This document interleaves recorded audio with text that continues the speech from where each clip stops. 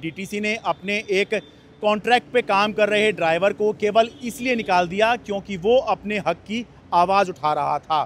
पंकज शर्मा नाम के contractual driver जो डीटीसी में पिछले 6.5 साल से काम कर रहे थे, उनको दिवाली की छुट्टी के दौरान 21 अक्टूबर को टर्मिनेशन लेटर थमा दिया गया, जिसमें ये लिखा गया कि उनके ऊपर आरोप है कि उन्होंने दूसरे कर्मचारियों को हड़ताल के लिए उकसाया, जिससे कि आम नागरिकों को समस्या हो सकती थी, डीटीसी को नुकसान हो सकता था। इसलिए उन पर कार्रवाई की जा रही है और इसलिए उनका कॉन्ट्रैक्ट खत्म किया जा रहा है। जबकि पंकज शर्मा नाम के कॉन्ट्रैक्चुअल ड्राइवर जिनको डीटीसी ने निकाल दिया है, उनका ये कहना है कि चुनाव से पहले बीजेपी ने वादा किया था कि सत्ता में आएंगे तो डीटीसी के सभी कॉन्ट्रैक्ट पर काम कर रहे कर्मचारियों को पक्का करेंगे, समान काम समान वेतन देंगे। और जब सरकार आई तो उन्होंने अलग अलग स्तर पर, चाहे वो मुख्यमंत्री हों, चाहे वो दिल्ली के बीजेपी प्रदेश अध्यक्ष वीरेंद्र सचदेवा हों, चाहे वो कपिल मिश्रा हों, परिवहन मंत्री पंकज कुमार सिंह हों, सभी से अलग अलग स्तर पर मिलने की कोशिश की, मिले भी और काम नहीं बना।